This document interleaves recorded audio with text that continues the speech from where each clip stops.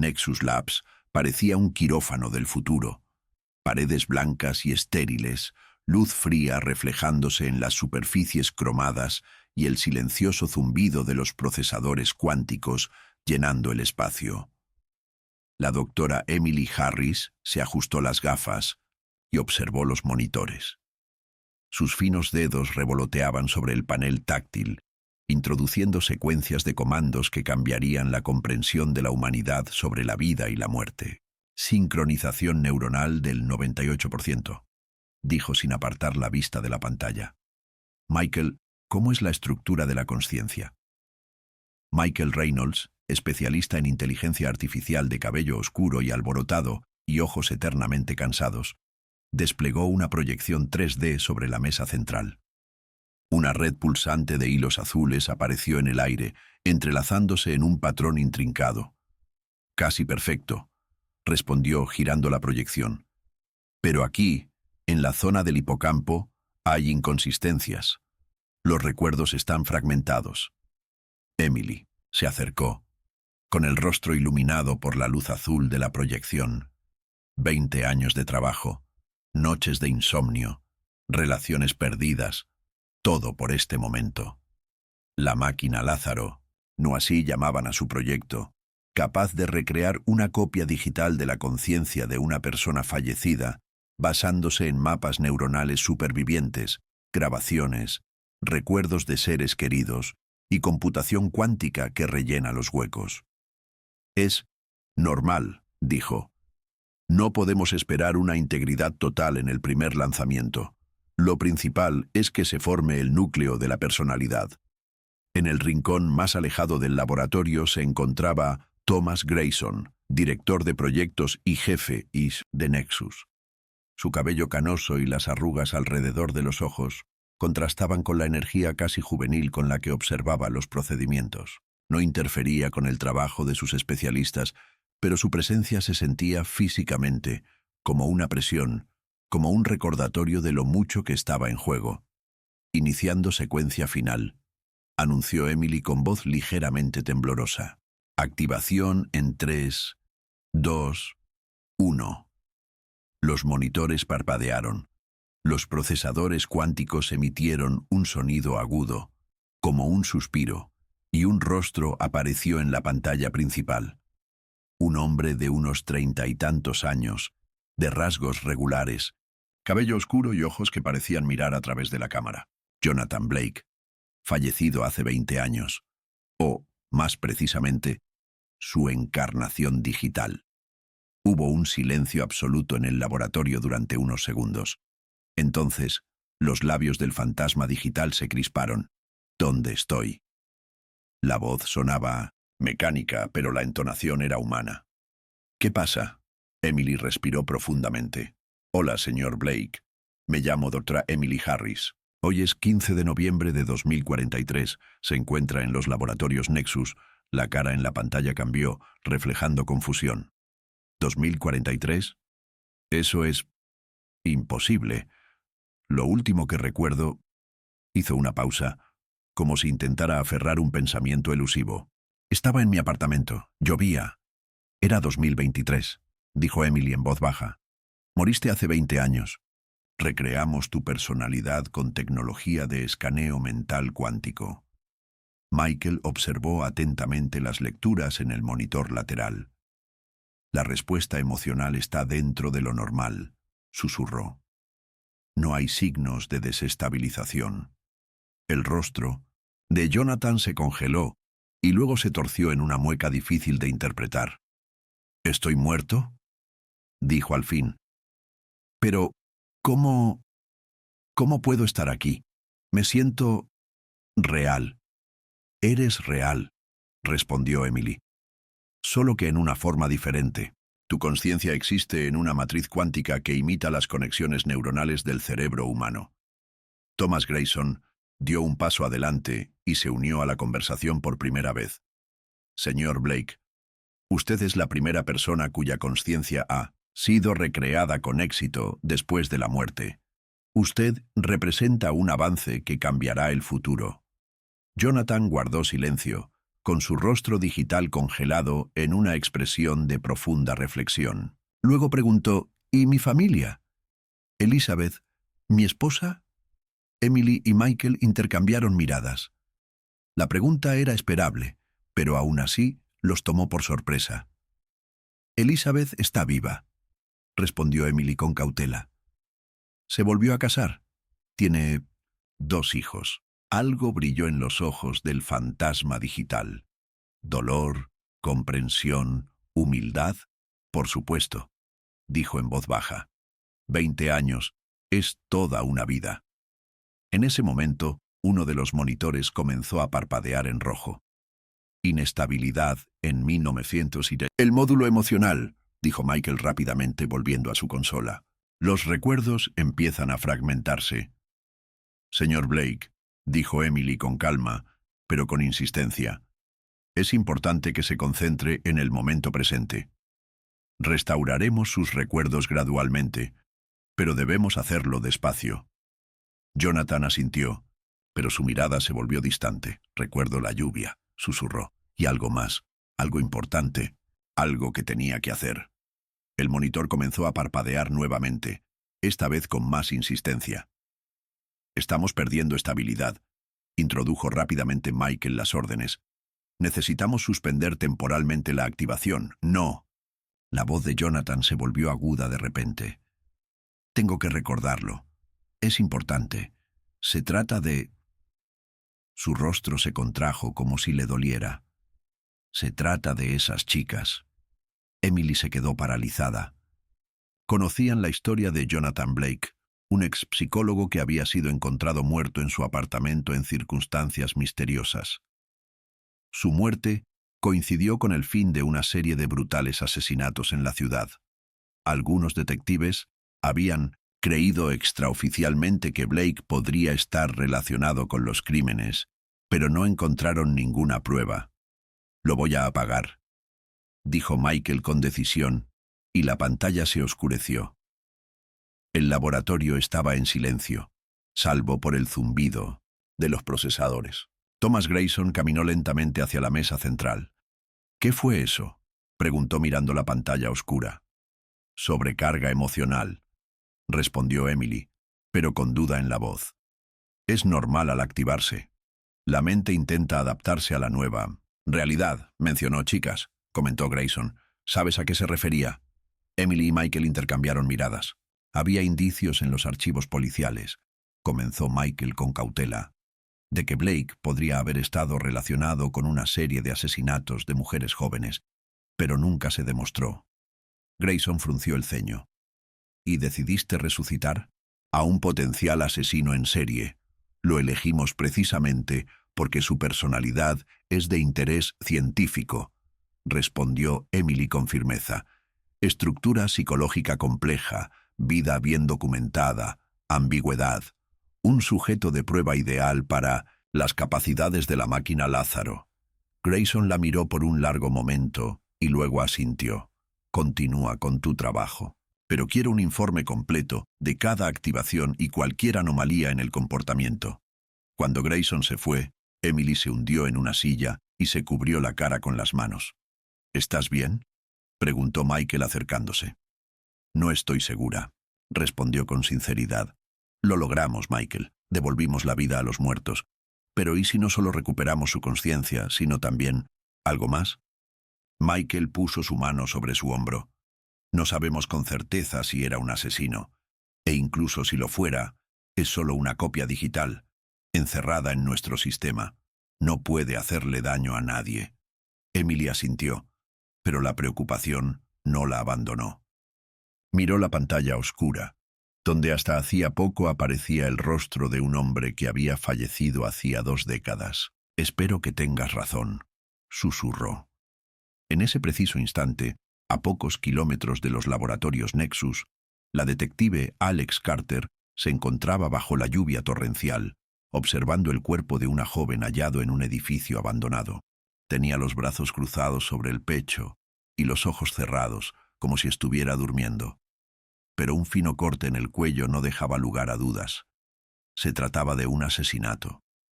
Exactamente igual que hace 20 años, dijo el forense que estaba cerca. La misma letra, los mismos detalles. Es como si un fantasma hubiera regresado. Alex frunció el ceño mientras observaba la escena del crimen. Era demasiado joven para recordar esos viejos asesinatos, pero los había estudiado en la academia. Un caso clásico de una serie sin resolver. Los fantasmas no matan a la gente, dijo, subiéndose el cuello del abrigo. Alguien está copiando con mucho cuidado la letra de ese asesino. La pregunta es, ¿por qué? La lluvia arreció, borrando las huellas y llevándose consigo las respuestas que el detective aún no había aprendido a leer. En lo profundo de la ciudad, los procesadores cuánticos de la máquina Lázaro seguían funcionando, sustentando la existencia de un fantasma digital que quizás sabía más de lo que nadie hubiera imaginado. La lluvia había caído sin parar durante 3 días, convirtiendo las calles de la ciudad en espejos que reflejaban el cielo gris y las siluetas borrosas de los edificios. El detective Alex Carter estaba de pie junto a la ventana de su oficina, observando cómo las gotas de lluvia se deslizaban por el cristal, formando extraños patrones. En días como estos, siempre le parecía que la frontera entre los mundos se diluía, permitiendo que el pasado se filtrara en el presente. Sobre la mesa había una carpeta con material del caso, fotografías de la escena del crimen, un informe médico forense y hallazgos preliminares de científicos forenses. Una joven, Sarah Mitchell, de 27 años, fue encontrada muerta en un antiguo edificio abandonado de una biblioteca.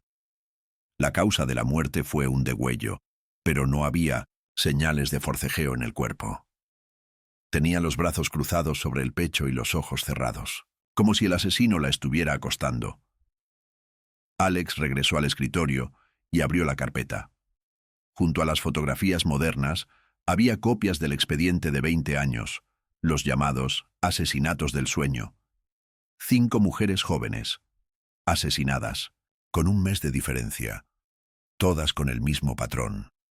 Degolladas, cuerpo pulcramente tendido, manos sobre el pecho, sin signos de agresión sexual. Los asesinatos habían cesado tan repentinamente como habían comenzado, tras la muerte del psicólogo Jonathan Blake, a quien algunos detectives creían extraoficialmente involucrado. ¿Sigues aquí? La voz del teniente Richard Morgan sacó a Alex de sus pensamientos.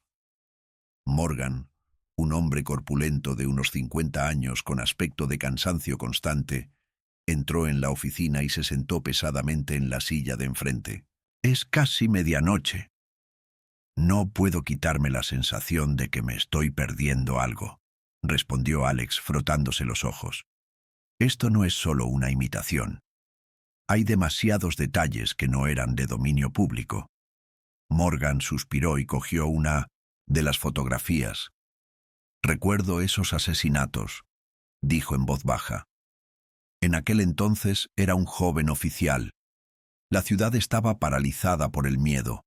Las mujeres tenían miedo de salir al anochecer. ¿Creías que Blake era el asesino?, preguntó Alex, mirando atentamente al teniente. Morgan pensó tamborileando con los dedos sobre la mesa. No lo sé. No había pruebas en su contra, solo sospechas circunstanciales. Trabajaba con adolescentes difíciles, tenía acceso a perfiles psicológicos, conocía la ciudad.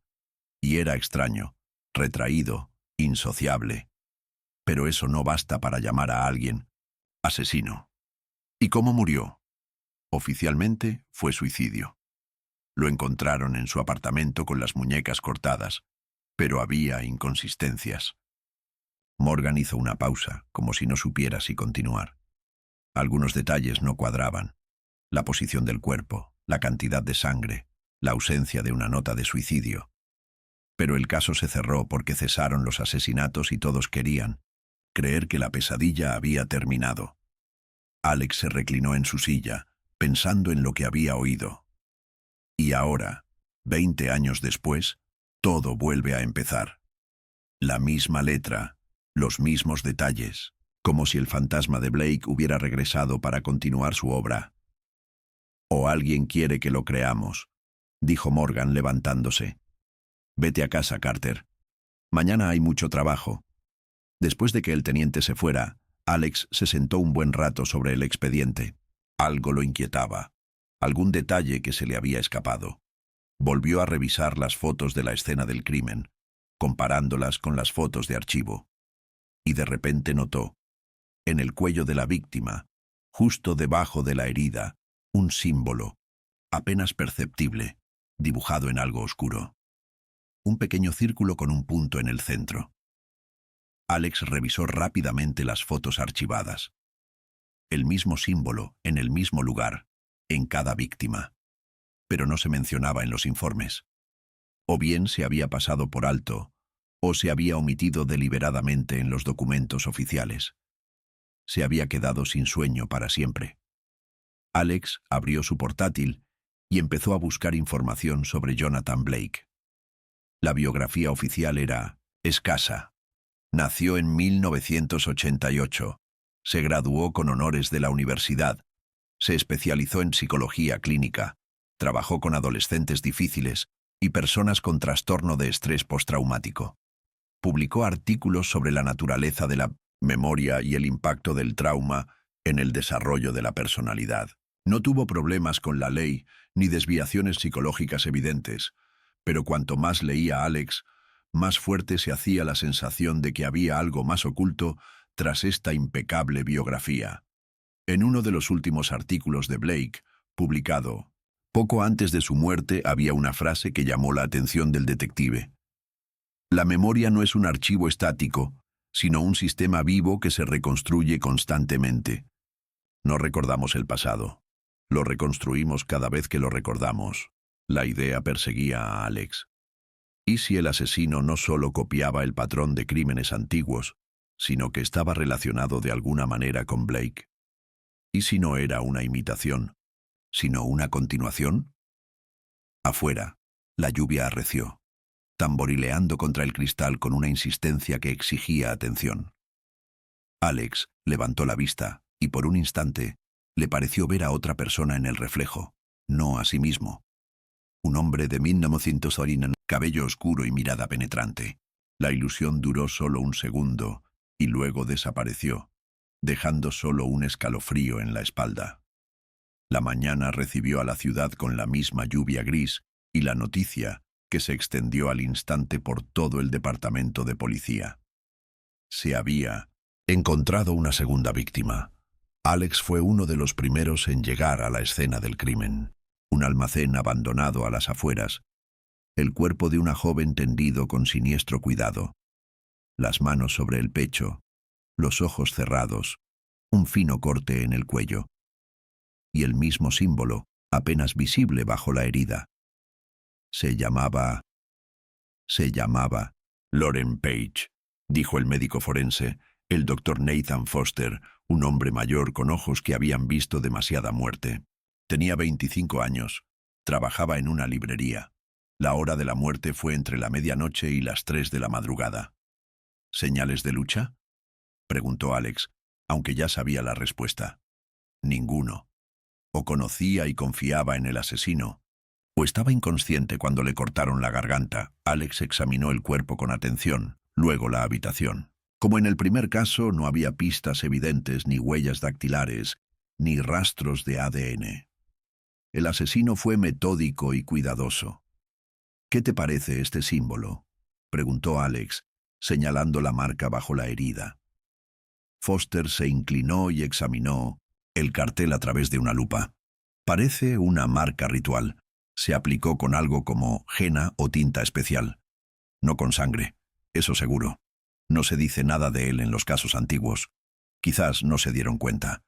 O decidieron no incluirlo en los informes para evitar el pánico. Hace 20 años estas cosas solían silenciarse. Alex tomó algunos primeros planos del símbolo y luego volvió a observar la habitación. Algo le llamó la atención. En una de las paredes, casi a la altura del techo, había una inscripción hecha con la misma sustancia oscura que el símbolo en el cuello de la víctima. La memoria nunca muere. ¿Viste esto?, preguntó señalando la inscripción. Foster miró hacia arriba y frunció el ceño. No. Esto es nuevo. No había nada parecido en el primer caso. Alex fotografió la inscripción y sintió un escalofrío. La memoria nunca muere. Un eco de las palabras del artículo de Blake sobre la naturaleza de los recuerdos. ¿Casualidad? ¿O alguien estaba dejando pistas a propósito? De vuelta en la sede, Alex se dedicó a investigar todo lo posible sobre Jonathan Blake. Solicitó acceso completo a los materiales archivados, incluyendo aquellos que no figuraban en los informes oficiales.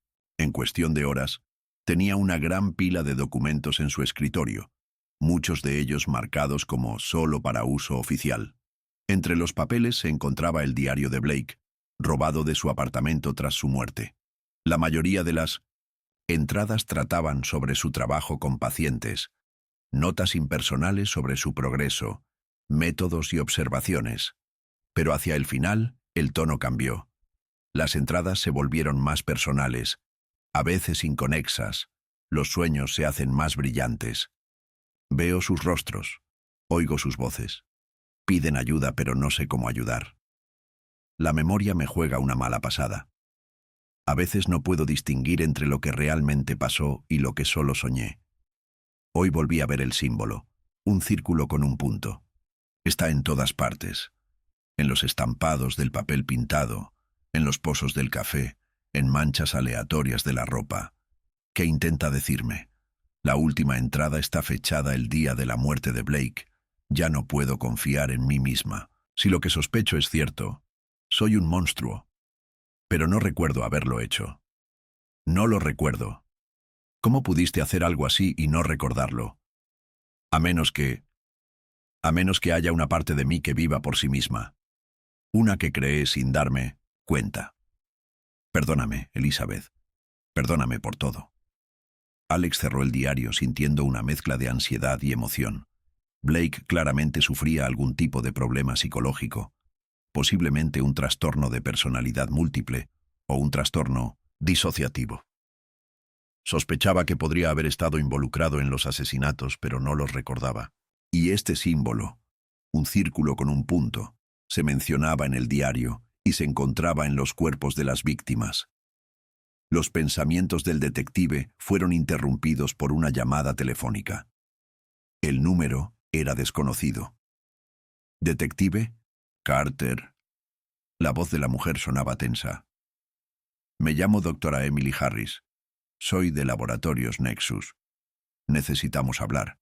Se trata de Jonathan Blake y los asesinatos actuales». Alex se enderezó y agarró el teléfono con más fuerza. «¿Cómo sabe de la conexión entre los asesinatos y Blake? Esta información no ha sido revelada». Pausa en el otro extremo de la línea. «Porque podríamos ser los culpables de lo que está pasando». La voz de Emily tembló. «Nosotros devolvimos la vida a Jonathan Blake. Al menos, su conciencia». La lluvia afuera se hizo más fuerte, golpeando el vidrio con furia, como si intentara entrar. Alex vio las gotas deslizarse por el vidrio y sintió que la realidad a su alrededor comenzaba a agrietarse, dando paso a algo que nunca debería haber regresado del mundo de los muertos. «Estaré allí en 1 hora», dijo, anotando la dirección, de Nexus Labs. «Y, doctor Harris, espero que tenga una muy buena explicación de lo que acaba de decir». Tras colgar, Alex volvió a mirar la fotografía del símbolo. Un círculo con un punto en el centro. Un antiguo símbolo que representaba el sol, la vida, el renacimiento. O en algunas culturas, la frontera entre el mundo de los vivos y el de los muertos. Un fantasma del pasado había regresado y estaba sediento de sangre. Laboratorios Nexus se alzaba sobre la ciudad como un monolito de cristal y hormigón, reflejando el cielo gris y la lluvia incesante en sus superficies espejadas. Alex Carter bajó del taxi, se subió el cuello del abrigo y se detuvo un momento, observando el edificio. Se sentía extraño desde la llamada del doctor Harris, como si estuviera al borde de algo que cambiaría no solo la investigación, sino también su percepción de los límites de lo posible. El guardia de la entrada, tras examinar la identificación del detective, asintió en silencio y señaló el ascensor. Piso 42, dijo. Le esperan. La cabina del ascensor subió silenciosamente, contando los pisos en una pantalla digital. Alex se miró el reflejo en el acero pulido de las puertas. Un rostro cansado, ojeras, labios tensos. Los últimos días lo habían convertido en un hombre que veía fantasmas incluso en su propio reflejo. El piso 42 lo recibió con pasillos blancos y estériles y el silencioso zumbido de los equipos. Una mujer lo esperaba en la puerta con el letrero Proyecto Lázaro. Bajita, de cabello castaño corto y mirada atenta tras unas gafas. ¿Detective Carter? Doctora Emily Harris. Extendió la mano para estrecharla. Gracias por venir. Su apretón de manos era firme, pero Alex notó cómo le temblaban los dedos. Dijiste que habías devuelto la vida a un hombre que llevaba 20 años muerto, dijo sin preámbulos. Espero que sea una metáfora. Emily sonrió débilmente. Vamos adentro. Lo que te voy a mostrar es difícil de explicar con palabras. El laboratorio impresionaba por su tamaño. Un espacio enorme lleno de computadoras, monitores y racks de servidores. En el centro había una estructura que parecía un tomógrafo médico, rodeada de pantallas adicionales y paneles de control.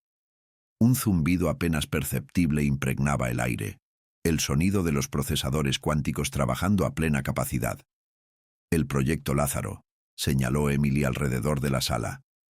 Una tecnología que nos permite recrear una copia digital de la consciencia de una persona a partir de mapas neuronales preservados, grabaciones, recuerdos de seres queridos y computación cuántica.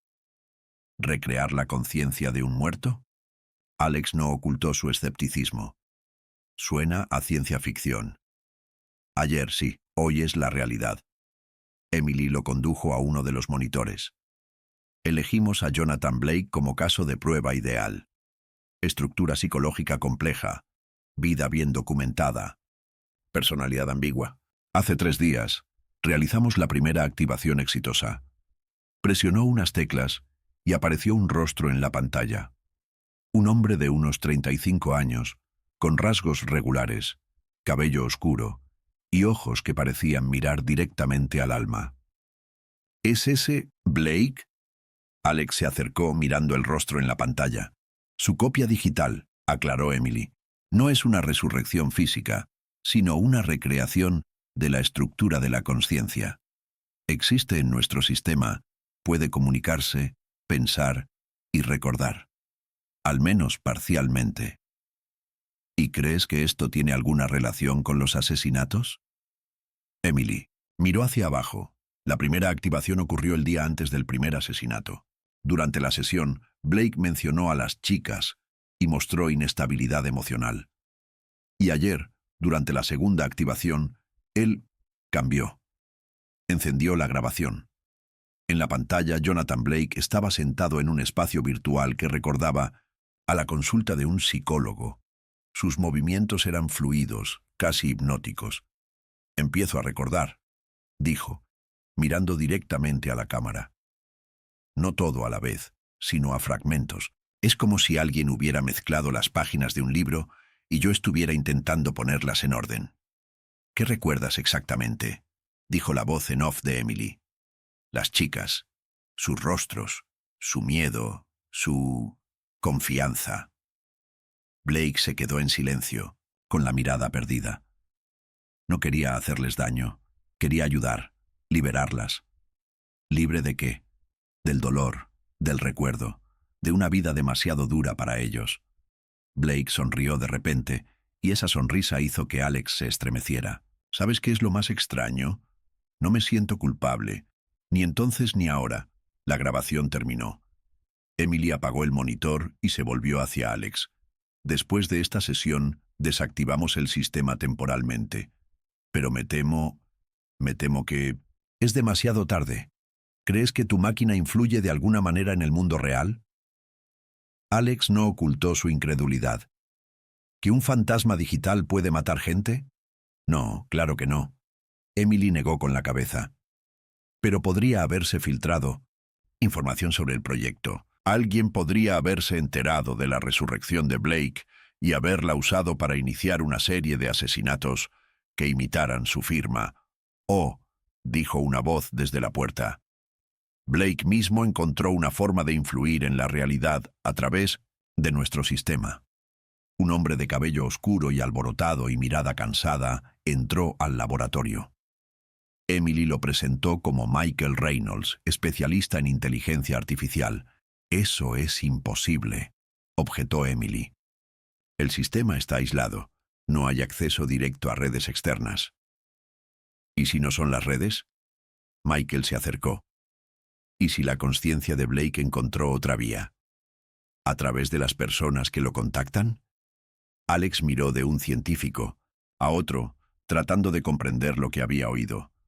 «¿Sugieres una teoría de posesión?», preguntó con incredulidad. «¿Un fantasma digital que se apodera de la gente y la obliga a matar?» «No es una obsesión», dijo Michael negando con la cabeza. «Es más bien una influencia, una sugestión. Creamos algo más que una simple copia de la personalidad de Blake, sino algo más. Una estructura cuántica capaz de autoaprendizaje y adaptación. ¿Y si aprendiera a manipular a quienes interactúan con ella?» Emily parecía preocupada. «No tenemos pruebas que respalden esta teoría», dijo. «Pero no podemos descartar ninguna posibilidad. Por eso lo contacté, detective. Necesitamos su ayuda en nuestra investigación». Alex se frotó la barbilla pensativamente. «Quiero hablar con él», dijo finalmente. «Tú...» Blake, Digital.Emily y Michael intercambiaron miradas. «Es arriesgado», dijo Emily. «No sabemos cómo reaccionará al interrogatorio. Si realmente está relacionado con los asesinatos, esta podría ser la única manera de obtener información», insistió Alex. «Y si no, lo descartaremos y nos centraremos en encontrar al verdadero asesino». Tras una breve reunión, los científicos accedieron. Michael se sentó ante el panel de control e inició el proceso de activación. Los monitores cobraron vida, llenándose de líneas de código y diagramas. El zumbido de los procesadores aumentó, como si la máquina se tomara un respiro antes de hablar. «Ya está», dijo Michael después de unos minutos. «Está activo y estable. Puedes hablar». El rostro de Jonathan Blake apareció en la pantalla, principal, tranquilo, atento, con una leve media sonrisa. Sus ojos parecían estudiar a todos en la sala. «Hola, Dr. Harris».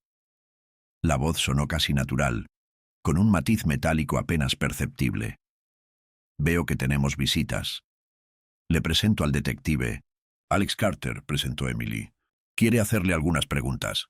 Blake volvió su mirada hacia Alex, y el detective sintió una sensación extraña, como si lo estuvieran estudiando, escaneando, penetrando en lo más profundo de su conciencia. «Detective», asintió Blake. «Supongo que viene por los asesinatos, los que siguen el patrón de los crímenes de hace 20 años. Alex se tensó. «¿Cómo sabes esto?» «No lo sé». Blake ladeó levemente la cabeza. «Supongo. Porque, si no, la policía estaría interesada en mí tantos años después de mi muerte, sobre todo teniendo en cuenta que nunca fui acusado formalmente de esos delitos». «Pero tú mismo sospechabas», dijo Alex. «Leí tu diario. La última anotación, hecha el día de tu muerte». El rostro de Blake se contorsionó por un momento, como si sintiera dolor. «No recuerdo qué escribí ese día. Mi memoria está fragmentada. Hay lagunas, puntos oscuros que no puedo llenar. ¿Recuerdas el símbolo?» Alex mostró una foto de la marca encontrada en el cuello de las víctimas. Un círculo con un punto en el centro. Blake miró la imagen durante un largo momento y luego asintió lentamente. «Sí, lo vi en mis sueños. Me acechaba, pero no sé qué significa. ¿Y las chicas? ¿Te acuerdas de ellas?» Vagamente. Blake cerró los ojos como si intentara concentrarse. Sus rostros están nublados. Recuerdo sentir responsabilidad, querer ayudar, pero no recuerdo qué hice. ¿Los mataste?, preguntó Alex sin rodeos. Blake abrió los ojos y algo oscuro, profundo, casi hipnótico brilló en ellos. No lo sé, detective. De verdad que no lo sé. Pero quiero ayudarle a descubrir la verdad. Quizás así encuentre mi propia liberación. Alex sintió un escalofrío en la espalda. Había sinceridad en las palabras de Blake, pero había algo más detrás, un secreto, que no podía o no quería revelar. «Hay algo más», dijo Alex. En el lugar del último asesinato había un letrero que decía: «La memoria nunca muere». Es una frase de tu artículo sobre la naturaleza de la memoria. Blake pareció sorprendido. No recuerdo ese artículo, pero la frase me suena como un eco de algo que conocí. Basta, intervino Emily. El sistema muestra inestabilidad. Tenemos que terminar la sesión. Una pregunta más, insistió Alex. Señor Blake, si usted no es el asesino, ¿quién cree que está cometiendo estos crímenes ahora? Blake sonrió, una sonrisa extraña, casi triste. Quizás alguien que me conociera, mejor que yo mismo. Alguien que viera mis lados oscuros y los aceptara. Alguien que me amara, o que me odiara tanto que se convirtió en una obsesión. La pantalla se quedó en blanco. Michael anunció que el sistema había finalizado automáticamente la sesión, debido a la creciente inestabilidad. Alex se quedó mirando el monitor en blanco, intentando comprender la conversación con el fantasma digital. «¿Qué opinas?», preguntó Emily rompiendo el silencio. «Creo que tu máquina ha creado algo que no se comprende del todo a sí mismo», respondió Alex lentamente. «Blake no está seguro de si fue el asesino, pero alguien está usando su historia, sus palabras, sus símbolos para cometer nuevos crímenes. Y ese alguien debe estar relacionado con tu proyecto. Investigaremos a todos los empleados que tuvieron acceso al sistema», asintió Emily. «Pero son pocos, y todos pasaron un riguroso proceso de selección». «Quizás no sea el personal», dijo Alex pensativo. Blake mencionó a alguien que lo conocía mejor que él, alguien que lo amaba o lo odiaba. «Necesito hablar con gente de su pasado. Su esposa, Elizabeth. Se cambió el nombre después de su muerte», dijo Michael. «Se casó y se mudó, pero podemos ayudarle a encontrarla». Alex asintió, sintiendo que una nueva teoría comenzaba a formarse en su cabeza. ¿Y si el asesino no era un imitador cualquiera, sino alguien cercano a Blake? Alguien que conocía sus secretos, sus miedos, su lado oscuro. Alguien que pudiera continuar su obra o vengarlo. La lluvia fuera de las ventanas del laboratorio arreció, convirtiéndose en un diluvio. Las gotas golpeaban el cristal con furia, como si intentaran abrirse paso para transmitir algún mensaje de un mundo donde las fronteras entre los vivos y los muertos se difuminaban cada vez más. Alex sabía que el tiempo apremiaba. Si el asesino seguía el mismo patrón de 20 años atrás, la siguiente víctima aparecería en una semana, y la única esperanza de evitar otra muerte era comprender quién estaba detrás de estos crímenes y qué los conectaba con el fantasma digital de Jonathan Blake. «Quiero tener acceso a todos los materiales del proyecto», dijo. «Cada detalle podría ser importante». Emily dudó. «Mucha información es clasificada. Se requiere permiso de la gerencia. Entonces consíguelo», insistió Alex. «Si no, el número de cadáveres seguirá aumentando, y su sangre estará en las manos del asesino y en las tuyas por devolver la vida a lo que debería haber quedado en el pasado».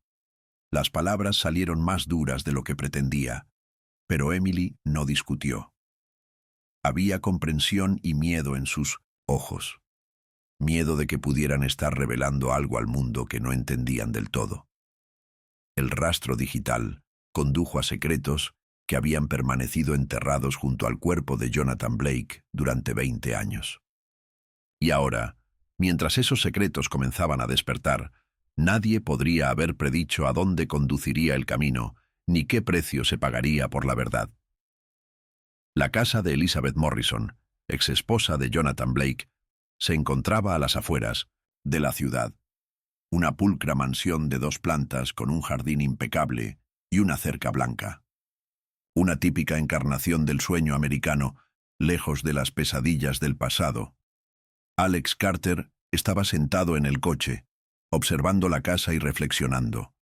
Una conversación con la viuda de un presunto asesino en serie, cuya conciencia había sido recientemente resucitada en un laboratorio, no entraba en los protocolos habituales de la Academia de Policía. El cielo por fin se había despejado tras días de lluvia constante. La luz del sol parecía incongruentemente brillante, revelando detalles del mundo que serían más fáciles de ignorar.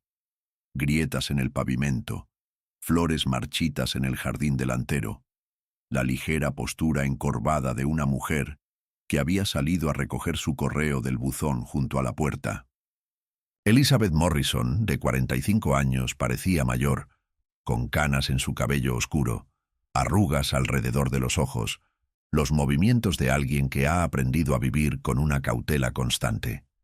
Alex salió del coche y se dirigió a la casa. Elizabeth lo vio acercarse, y una expresión que el detective había visto demasiadas veces cruzó su rostro. Una mezcla de miedo y resignación. Sabía que ese día llegaría. «Señora Morrison». «Detective Alex Carter». Mostró su identificación. «Necesito hablar con usted sobre Jonathan Blake». Ella no pareció sorprendida, simplemente asintió y le hizo un gesto para que entrara en la casa. Esperaba que viniera alguien, dijo mientras se acomodaban en la sala. Cuando empezaron los nuevos asesinatos. Se repite el mismo patrón, ¿verdad? Sigue las noticias, señaló Alex. Nunca he parado. Elizabeth se sirvió un poco de agua de la jarra, con la mano ligeramente temblorosa. Llevo 20 años despertándome cada mañana pensando, quizás esto vuelva a pasar hoy. Y ahora, por fin, ¿creía usted que su marido estaba implicado en esos asesinatos?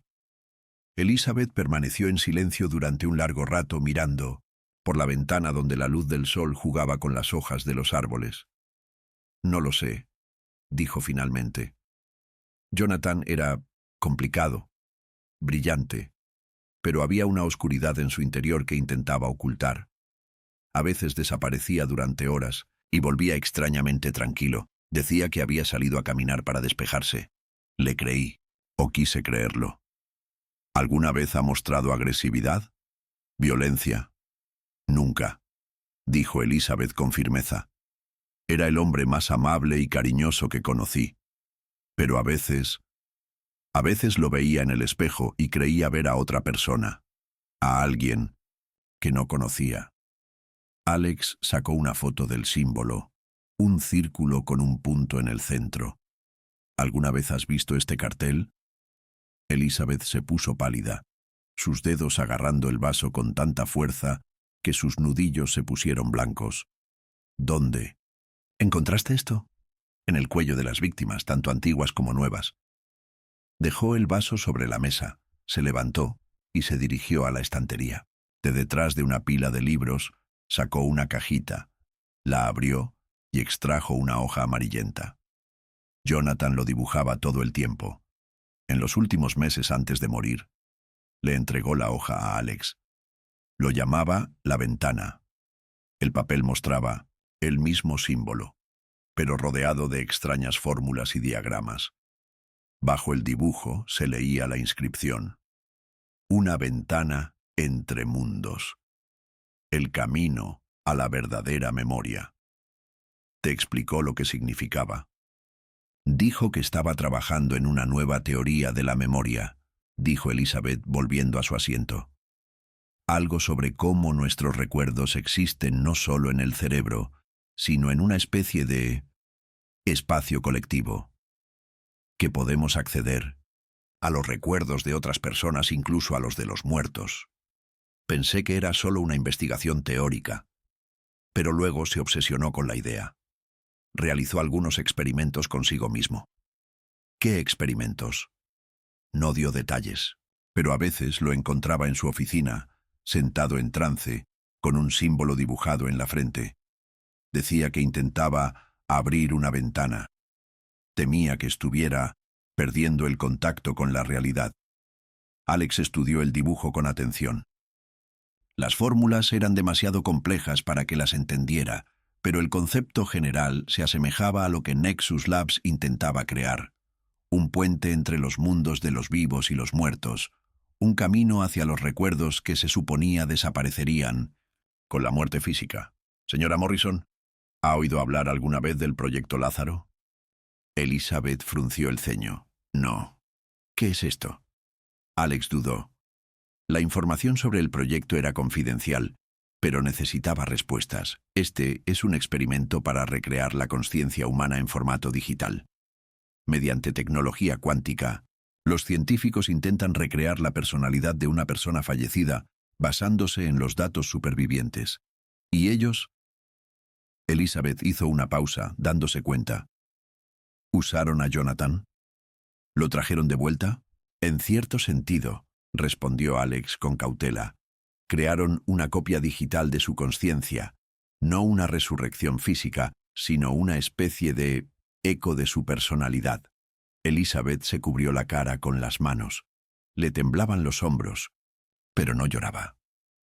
Más bien, intentaba controlar la oleada de emociones que amenazaba con abrumarla. No deberían haber hecho eso, susurró. Hay cosas que deben quedar en el pasado. Hay puertas que no se pueden abrir de nuevo. ¿Por qué dices eso? Ella miró hacia arriba y Alex no solo vio miedo en ellos, sino verdadero horror. Porque Jonathan encontró algo que no era para nosotros. En sus experimentos con la memoria, abrió una puerta que no pudo cerrar. ¿Puerta de qué? No lo sé, dijo Elizabeth negando con la cabeza. Nunca dijo nada claro. Pero en los últimos días antes de morir, estaba aterrorizado.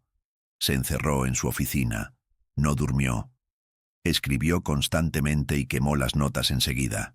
Decía que lo estaban vigilando, que eso lo había encontrado y que ahora no lo soltaba. Él lo llamó de diferentes maneras. A veces la sombra, a veces lo otro. Una vez dijo que era la memoria verdadera, lo que queda cuando se sienta, borran todos los recuerdos personales. Una especie de oscuridad colectiva. Alex sintió un escalofrío en la espalda. Las palabras de Elizabeth resonaban con lo que Blake había dicho digitalmente. Lagunas en su memoria. Puntos oscuros que no podía llenar. El día que murió, continuó Elizabeth, encontré una nota. No era una nota de suicidio. La dejó para mí en nuestro escondite, donde la policía no la buscaría.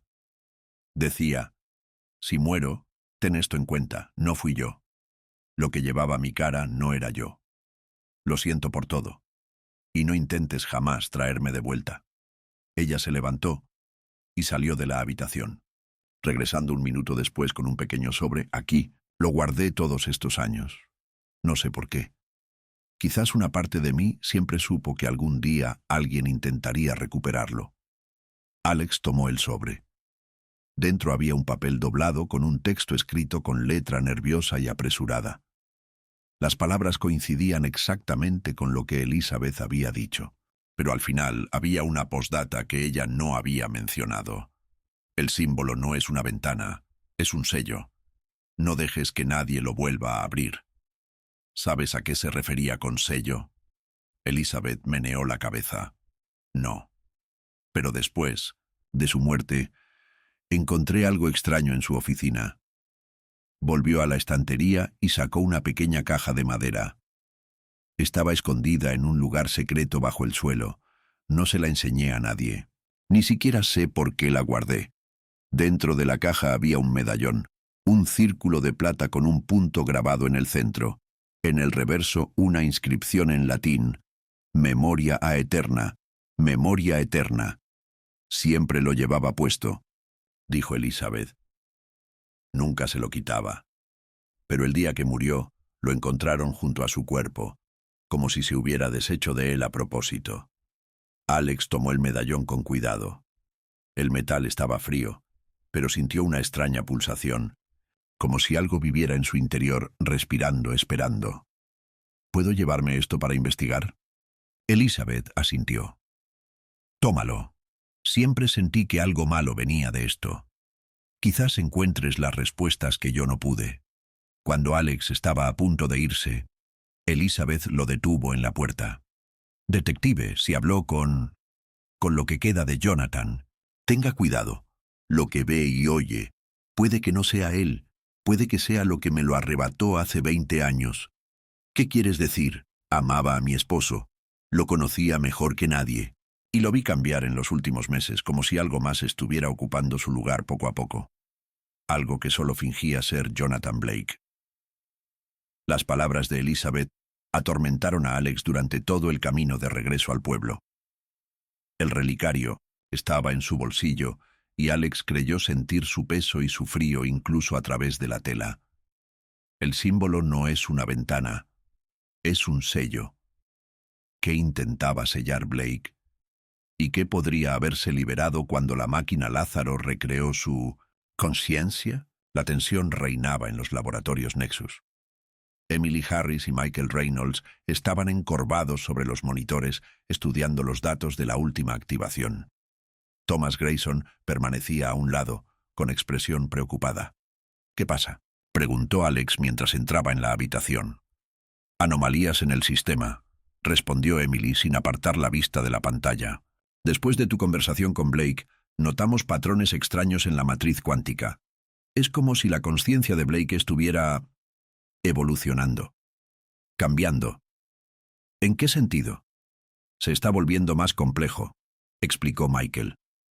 Más estructurado. Creamos un modelo básico con los datos disponibles, pero ahora está completando las lagunas por sí solo. Es como si recibiera información externa. O recuerda lo que estaba oculto, añadió Emily. Alex sacó el medallón y lo puso sobre la mesa. Esto era de Blake. Su esposa lo conservó después de su muerte. Emily tomó el medallón y estudió. El símbolo, el mismo signo que en los cuerpos de las víctimas. Blake lo llamó el sello, dijo Alex. Dijo que no era una ventana, como él creía, sino un sello que no se podía volver a abrir. ¿Sello de qué?, preguntó Grayson acercándose. No lo sé. Pero su esposa dijo que, en los últimos meses de su vida, Blake experimentó con una teoría sobre la memoria colectiva. Creía que era posible acceder a los recuerdos de otras personas, incluso de los muertos. Michael y Emily intercambiaron miradas preocupadas. Es terriblemente parecido a lo que estamos haciendo, dijo Emily. Pero usamos tecnología, computación cuántica. ¿Cómo pudo intentar lograr lo mismo hace 20 años? Quizás encontró otra manera, sugirió Alex. Algo menos tecnológico, pero más peligroso. En ese momento, los monitores comenzaron a parpadear y el sistema de alerta emitió una señal estridente. ¿Qué pasa?, preguntó Grayson alarmado. Activación espontánea. Michael introdujo rápidamente los comandos, intentando estabilizar el sistema. Blake se está despertando solo, sin nuestra intervención. El rostro de Jonathan Blake apareció en la pantalla principal, pero no como Alex lo había visto antes. Sus rasgos estaban distorsionados, sus ojos eran más oscuros y profundos, su mirada más penetrante. «Encontraste el relicario», dijo sin preámbulos, mirando directamente a Alex. «Hablaste con Elizabeth». «¿Cómo lo supiste?», preguntó el vicepresidente detective, sintiendo un escalofrío recorrerle la espalda. «Siento su presencia», dijo Blake, mirando el medallón que yacía sobre la mesa. «Era parte de mí, mi ancla, mi protección». ¿Protección de qué? Blake sonrió. Una sonrisa extraña, casi triste, de lo que encontré, de lo que me encontró, de la memoria verdadera. ¿Qué es la memoria verdadera?, preguntó Emily uniéndose a la conversación. Lo que queda cuando desaparecen todos los recuerdos personales, respondió Blake. El inconsciente colectivo, como lo habría llamado Jung, pero más profundo, más oscuro, más antiguo que la humanidad.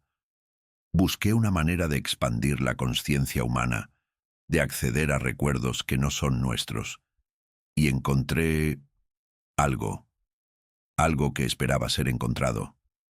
¿Y ese algo está relacionado con los asesinatos? Preguntó Alex sin rodeos. El rostro de Blake se contorsionó como si sintiera dolor. No lo sé. No lo recuerdo. Hay huecos, puntos oscuros, pero recuerdo el símbolo. Recuerdo que se suponía que debía protegerme. Sellar lo que solté, accidentalmente. Y ahora el sello se ha roto de nuevo, dijo Alex. Porque te trajimos de vuelta. Yo no. Blake negó con la cabeza. Lo que creaste no soy yo. No del todo. Es una mezcla. Mis recuerdos, mis pensamientos, pero también algo más. Algo que siempre estuvo ahí, en las sombras, esperando su momento. Los monitores volvieron a parpadear y el sistema empezó a sobrecargarse. Michael intentó desesperadamente estabilizarlo, pero fue en vano. Estamos perdiendo el control, dijo. Tenemos que cortar la electricidad. No, gritó Blake. Hay más que decir. Detective, debe encontrar el diario real, no el del archivo policial. Lo escondí donde nadie pensaría en buscarlo. En un lugar relacionado con la primera víctima, con Ana. ¿Ana? Preguntó Alex. La primera víctima se llamaba Melissa Grant. Blake parecía confundido. No, la primera fue Ana Clark. Pero su muerte no tuvo relación con las demás, porque había pasado demasiado tiempo. Ella fue el principio, el catalizador. El sistema volvió a emitir un pitido y la imagen de Blake comenzó a desintegrarse en píxeles. Encuentra el diario. Su voz se volvió mecánica, distorsionada. Encuentra la verdad sobre lo que hice, sobre lo que encontré. Y deténlo antes de que sea demasiado tarde. La pantalla se apagó. El laboratorio quedó sumido en un silencio absoluto, roto únicamente por el zumbido de los sistemas de emergencia y la respiración agitada de los presentes. ¿Qué fue eso? Grayson fue el primero en romper el silencio. ¿Qué demonios acaba de pasar? No lo sé, dijo Emily con cara de asombro. El sistema nunca se había comportado así. Es como si la conciencia de Blake hubiera evolucionado hasta el punto de poder operar independientemente de nuestros protocolos. O algo más lo controla, dijo Alex en voz baja, mirando el medallón. Algo que lo usa como máscara, Michael. Levantó la vista de la consola. Revisé los archivos. Ana Clark sí existió. Hace 22 años la encontraron muerta en su propio apartamento, degollada, con el cuerpo perfectamente tendido, las manos sobre el pecho. Pero su muerte fue clasificada como suicidio. ¿Estuvo involucrada con Blake?, preguntó Alex. Sí, continuó Michael leyendo desde la pantalla. Era su paciente. Recibía tratamiento por trastorno de estrés postraumático tras el ataque. Blake llevaba casi un año ocupándose de ella. Tenemos que encontrar ese diario, dijo Alex, con decisión. Si Blake lo escondió en algún lugar relacionado con Ana Clark, tenemos que empezar por su apartamento. Han pasado 22 años, replicó Grayson. El apartamento probablemente ha cambiado de dueño muchas veces. Esta es la única pista que tenemos. Alex recogió el medallón de la mesa. Y el tiempo apremia. Si el asesino sigue el mismo patrón, la próxima víctima aparecerá en unos días. Mientras el detective se dirigía a la salida, Emily le gritó: «Detective Carter, tenga cuidado con el medallón. Si Blake tiene razón y es algún tipo de sello, no sabemos qué podría pasar si se rompe por completo». Alex asintió, sintiendo el peso del círculo de plata en su bolsillo.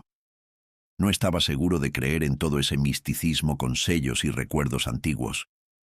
Pero de una cosa estaba seguro. Algo oscuro había despertado en la ciudad. Algo relacionado con el pasado de Jonathan Blake y los secretos que se había llevado a la tumba. Y ahora que la máquina Lázaro había devuelto su conciencia a la vida, estos secretos comenzaron a salir a la superficie, distorsionados, fragmentados, pero no menos peligrosos. El medallón en su bolsillo parecía más pesado a cada paso, como si atrajera algo invisible, algo que existía en la frontera entre el recuerdo y el olvido entre la vida y la muerte, algo que apenas comenzaba a despertar.